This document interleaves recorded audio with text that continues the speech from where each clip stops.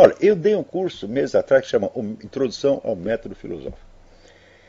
E é o método filosófico, a técnica filosófica que as pessoas, os professores da USP desconhecem. Essa técnica se compõe de vários itens, tá certo? Na verdade, você observa que só existe o ensino eficaz da filosofia. Vou até dizer os itens aqui para vocês saberem. Em primeiro lugar, a filosofia começa por um negócio chamado anamnese. Anamnese é quando o filósofo rastreia a origem das suas ideias e crenças e assume a responsabilidade por elas. Olha, o que eu estou pensando é exatamente isso, assim, assim, assim, assim. Se tem fundamento ou não, veremos. Ele primeiro tem que saber no que ele está acreditando quando ele começa a filosofar.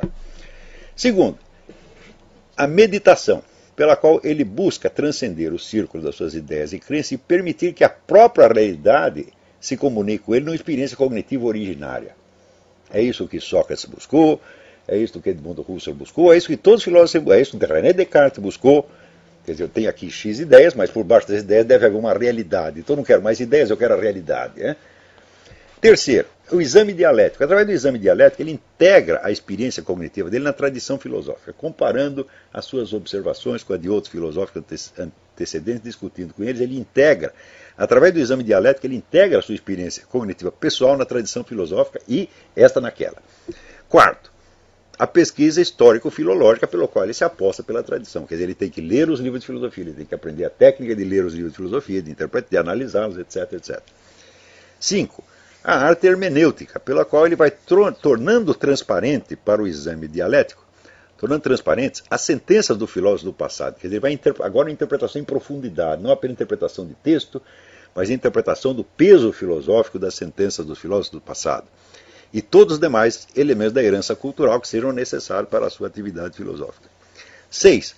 O exame de consciência, pelo qual ele integra na sua personalidade total as aquisições da sua investigação filosófica. Porque não adianta nada o cara ter uma ideia filosófica brilhante num dia, e no dia seguinte ele esquece e passa a falar outra coisa.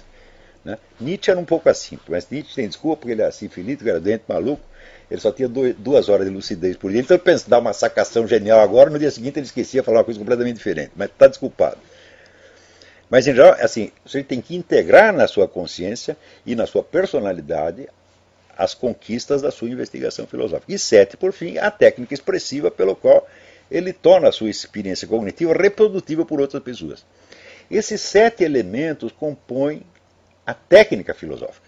Técnica filosófica milenar, que começa com Sócrates e prossegue até hoje. Você que der essa lista, na USP só se ensina 2 itens, que são a pesquisa histórico-filológica e a hermenêutica. Ora, esses 2 itens não são a filosofia, não são a técnica filosófica. Eles são apenas a cultura filosófica. Cultura filosófica, eu vou definir rapidamente. É aquilo que o sujeito sabe de filosofia sem ter de assumir a responsabilidade de filosofar pessoalmente. No Brasil, as 2 pessoas que maior cultura filosófica que já existiram no Brasil não tinham nenhum talento filosófico. Primeiro foi o Zé Guilherme Melchior, segundo foi o Otto Maria Carpo. O Zé Guilherme Melchior, quando ele saía do domínio próprio dele, que era as ciências sociais, a história literária, a crítica literária, e se metia a filosofar, caía num primarismo atroz, coisas que chegam a ser ridículas. E o Carpo, ele tinha a prudência de nem sequer se meter em discussões filosóficas. Ele vai lá, explica os autores, tanto literários quanto filosóficos, mas você não fica sabendo o que ele pensa a respeito deles. Se ele está contra ou a favor, você jamais fica sabendo. A terceira pessoa de maior cultura filosófica foi o Mário Ferreira dos Santos. Mas o Mário Ferreira dos Santos, para compensar, ele não era um expositor tão bom das doutrinas alheias quanto eram esses 2. Então, cultura filosófica é uma coisa e filosofia é outra. A filosofia implica o domínio da técnica filosófica que se constitui desses 7 itens.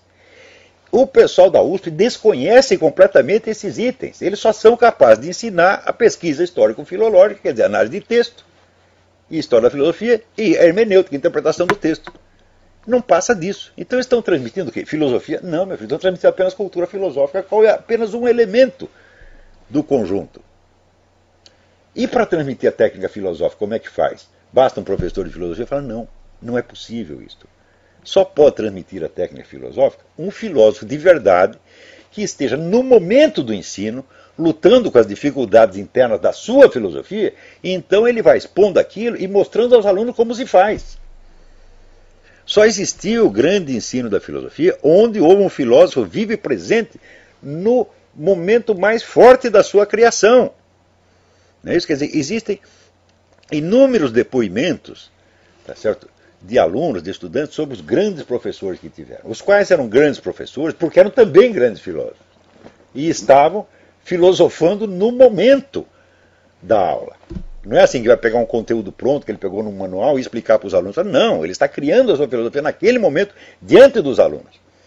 Isso, você vê, por exemplo, Santo Alberto foi professor de Santo Tomás de Aquino, Hegel, né, Émile Boutroux, Félix Ravesson, Edmund Husserl, Ortega y Gasset, Alain, Croce, Cassirer, Rosenstock. Foram todos grandes professores porque eram grandes filósofos e filosofavam na frente dos alunos. Então, isto nunca houve na USP. Nunca houve um filósofo. Não, na USP não sai nenhum filósofo porque não entrou nenhum filósofo, porra. Não sai o filósofo do corpo discente porque não tem nenhum filósofo no corpo docente. Então, o que não tem causa não tem efeito, porra. E é coisa que para mim não custa nada e não faz a menor diferença. Embora tenha dedicado bons anos da minha vida ao estudo de alguns grandes autores do passado, não me considero um especialista em nenhum deles. Acho até engraçado essa peculiar invenção brasileira. O filósofo especialista em outro filósofo. Né? Uma vez, muita gente já me perguntou, você é um filósofo? Você é especialista em quem? Eu digo, por enquanto eu sou especialista em mim mesmo. Nos outros eu sou apenas generalista. Quer dizer, a minha filosofia eu exponho com precisão. A dos outros, mais ou menos. Então, diversamente do que cabe ao mero estudioso, erudito, professor, pesquisador ou coisa que o valha, a obrigação do filósofo é desenvolver a sua própria filosofia, não a dos outros, por ilustres e grandes que sejam. Ele pode, como aliás todos fazem, utilizar-se de elementos que aprendeu deles, mas integrando-os na estrutura do seu próprio pensamento e dando-lhes, por isso, necessariamente, um sentido um tanto diverso do que tinham nos textos originais. Não há nenhuma infidelidade nisso, é apenas a obra da inteligência que vai em frente, descobrindo novas dificuldades e soluções, sem poder ater-se servilmente à letra do que foi ensinado no passado. O próprio Santo Tomás de Aquino desvia-se da letra do ensinamento de Aristóteles e às vezes é um mau explicador do seu mestre, justamente nos momentos em que sua própria filosofia alcança dimensões que Aristóteles desconhecera. Pode-se duvidar da exatidão histórica do Nietzsche de Heidegger, e eu mesmo duvido, mas nem por isso o livro deixa de ser uma admirável exposição do pensamento de Heidegger.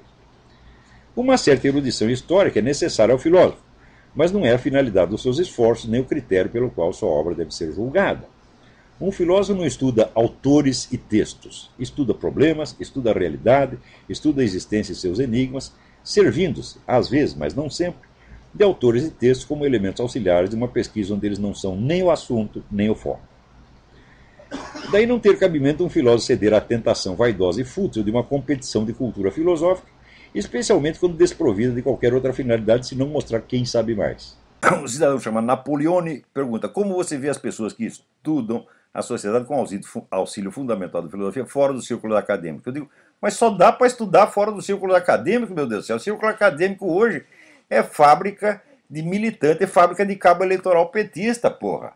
É fábrica de picareta. Não se pode levar a sério essa instituição. Isso aí tem que ser fechado, porra. Eu acho que a USP devia ser fechada, devia arrasar tudo, derrubar tudo, fazer um estacionamento lá, porra. Para que serve isso aí? Vocês vão lá, vocês viram lá na parte do professor Hermes, toda hora está dando lá os resultados da ciência brasileira, da produção acadêmica brasileira, que ninguém lê, ninguém cita, ninguém quer saber desta merda. Quer dizer, a contribuição brasileira para a ciência universal é zero. Eles produzem papel pintado e são pagos para isso. Quer dizer, tudo isso é desperdício de dinheiro público. Qualquer cara que está fazendo carreira acadêmica hoje no Brasil é, por definição, picareta. Então você vai ter que estudar fora. Agora, com relação à filosofia, todos os filósofos brasileiros, dignos do nome, nenhum deles tinha diploma de filosofia. O Mário Ferreira não tinha, o Miguel Reale não tinha, o Vicente Ferreira da Silva não tinha, o Wilhelm Flusser não tinha, eu mesmo não tenho, né? Então, para que serve diploma de filosofia? Isso não serve nem para limpar a bunda, meu filho. Filósofo de verdade é um sujeito capaz de oferecer uma resposta pessoal a problemas fundamentais da filosofia. Tá certo? E, vamos dizer, fazer avançar o debate filosófico. Se algum deles fez isso, coisa que eu duvido, então talvez exista lá um filósofo. Não é possível aprender filosofia senão na presença de um filósofo atuante. E filósofo não é o sujeito que só que estuda a filosofia dos outros, não. O filósofo que tem algo pessoal a dizer perante, vamos dizer, os grandes problemas da filosofia atual e passada. Tá certo? Então, no Brasil, o último filósofo do qual tive notícia foi o Mário Ferreira dos Santos. Também tem o Wilhelm Flusser, mas o Flusser não era brasileiro, o Flusser era tcheco. E no Brasil ninguém ligava para ele, porque ele escrevia artigo de jornal. Então o pessoal, o Flusser não é filósofo, ele é só jornalista, ele não tem nem diploma em filosofia. Né?